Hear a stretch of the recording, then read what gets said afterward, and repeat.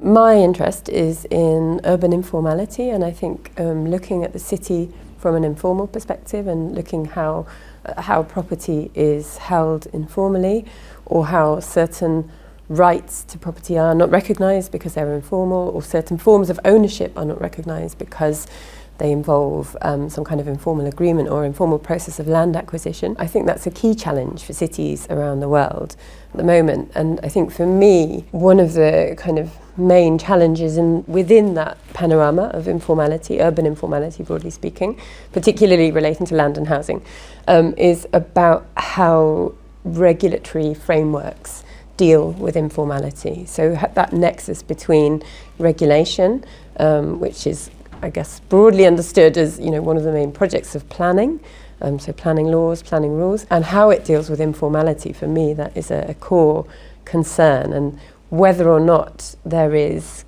capacity or willingness to recognise different forms of informal property and ownership within regulatory frameworks is a very interesting question.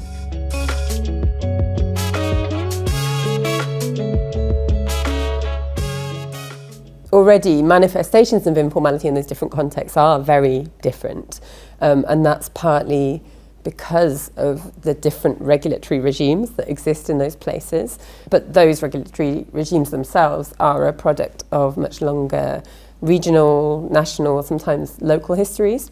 So we might be able to look at places like Mexico and Colombia, which are Latin American and have a shared colonial history, dating from the 1500s under the Spanish colonial rule, and think about how their regulatory regimes they still reflect the legacy to some extent of some of those exclusionary colonial practices. Somewhere like the UK, conversely, obviously has a very different history in terms of its own planning and kind of how planning has developed and how regulation of cities has developed. The different histories, colonizer versus colonized, has, I think, led to a very different understanding and expectation of what informality does in those urban contexts. In places like Ethiopia, Uganda, Nigeria, that's some of the newer research that I'm doing. So there, I think for me, those are less familiar contexts, but maybe comparing those to Latin America is quite interesting because in the African cities that we're looking at in those countries, we're looking at both large and small cities, but they are all arguably experiencing processes of urbanization and often also industrialization that are very, contemporary. And so there, they don't necessarily have the kind of history or experience of how planning deals with informality in the way that somewhere like Mexico might do, where there is a well-established policy of land tenure regularization. On the other hand, they do have a long experience of, for example, dealing with customary land regimes and how to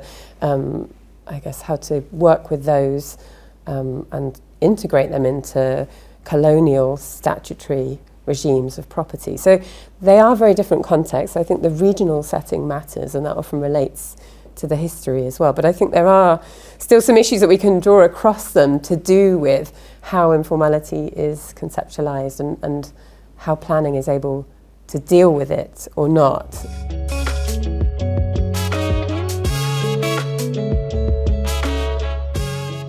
Land is often a very sensitive issue in urbanizing environments or in environments where there is pressure on particular plots of land, which is increasingly, you pick almost any city and find that there was that kind of pressure in certain areas. It's something that requires a sensitivity, I think, and an awareness of the different interests that are involved. I think possibly the more insecure or violent the context, the more the difficulties are present. So the recent research experience in Colombia is a good example of how we've dealt with those issues in arguably a very violent context, Buenaventura, where there is there are everyday instances of violence that are mainly carried out among the local or against the local communities. But still, for us as researchers coming from the UK, there needs to be an awareness of how even our presence could sometimes kind of increase the risk for those local communities. So in that context, working with local partners was really important.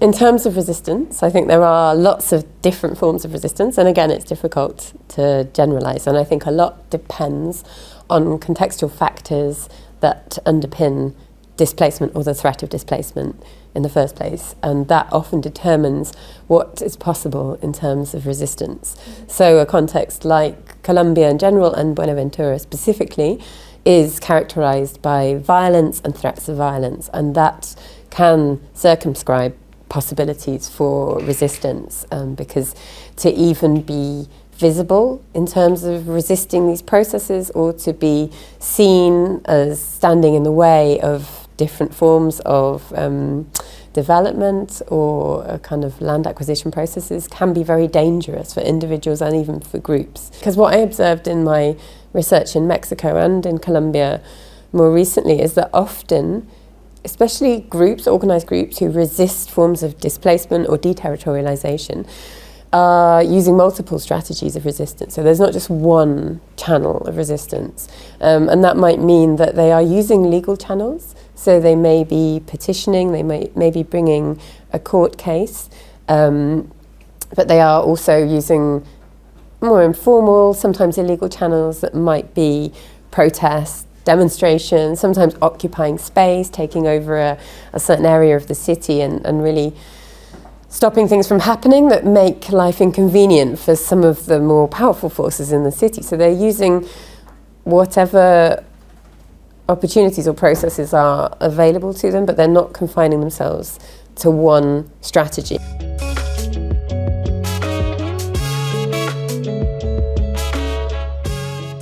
I think the spatial imaginaries question and the embeddedness of resistance in place is something that Arturo Escobar talks a lot about in the regional context, and especially in rural areas.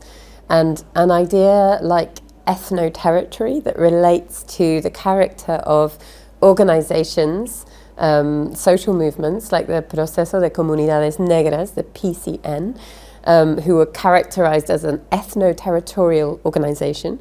Those have been very important concepts in that region, in that area. So the combination of ethnic recognition or recognition of ethnic groups, which came in with the 1991 constitution, the reformed constitution in Colombia, and the recognition of their territorial rights, that was a kind of new move in Colombia that was arguably quite progressive and did lead to some legal recognition of Afro-Colombian groups' territorial claims in rural areas. So this Ley 70, the Law 70, that came in 1993 after the 1991 constitution, gave Afro-Colombian communities in rural areas the right to collectively held tenure in areas that they had been using productively and for agricultural activities. That's a legal figure that came about partly because of the work of social movements like the PCN through the 1980s and 1990s, and their advocacy and their campaigning for the recognition of communities and their rights. What is interesting in a case like Buenaventura in a city is how, on the one hand, those rights are not extended to urban Afro-Colombian communities. So groups who move to the city don't have the same right to make territorial claims in urban environments. They have to be rurally located, and it has to be rural land that's classified as tierra baldía, or land that's not owned by anybody. But that imaginary of ethno-territory, and also to some extent the legal figure of Ley 70, has provided a kind of point of imagination, a spatial imaginary, if you like, for groups in the urban area to make their claims. So, for example, one of the cases I'm going to talk about later on, I talk about in the paper, is the humanitarian space, Puente Nayero, which is an area that has been designated an urban humanitarian space that's been blocked off by the community in order to try and keep out some of the violent actors who were circulating there. That idea draws very strongly on the notion of ethno-territory, arguably, because it draws on meanings of territory and memory and identity that are very grounded in notions of ancestral belonging and kind of historic claims to territory, but transposed to the urban area.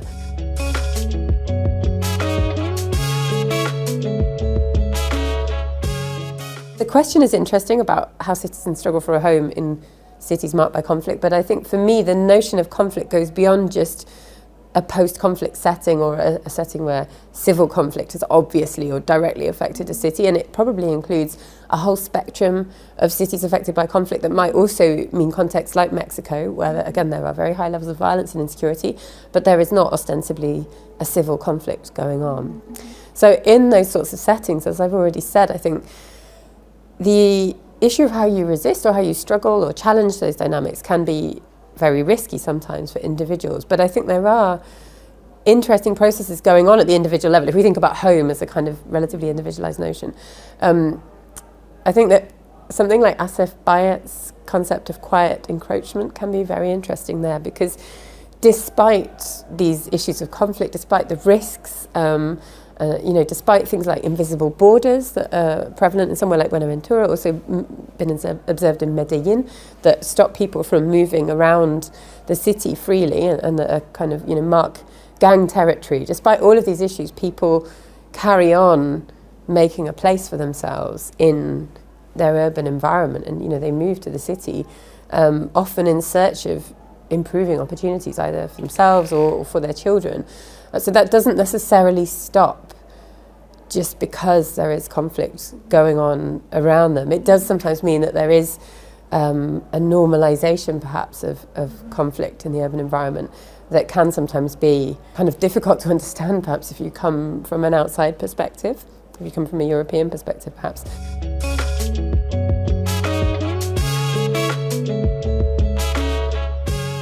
I mean, I think that's an interesting question, because I think the conditions are quite different. But there is some work going on what we might call informal processes, broadly speaking, of struggling to make a home or a place in the city by marginalised groups in European contexts. There's also been some interesting work in Italy by Francesco Ciardelli looking at informal types of housing development really in different places in Italy. Again, the panorama there is not clear-cut. It's not necessarily a story of marginalised groups claiming space in the city. It's sometimes individual homeowners looking to maximise the use of space or their gains from a space. I still think, though, that paying attention to that kind of small-scale, fine-grained processes of urban development is really important in order to understand those uses of space.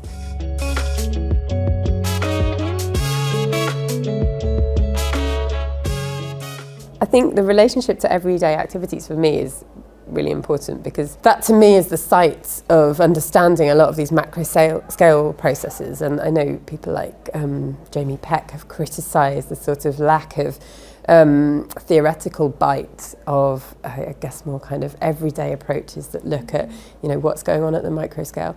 But for me, if you can't understand how global or regional national forces play out at the local scale, then I think you're missing something very important.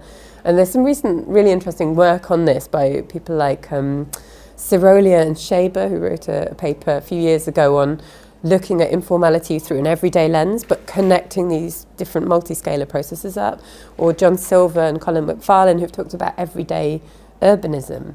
And for me, I think that is the right approach, because I also think it's how people make sense of the world and how they make sense of urban spaces. It's through stories, it's through narratives about what has happened, about urban change, about their own lives. So that site of interrogating not only local processes, but looking at different scalar processes through a local or everyday lens, I think makes most sense to me.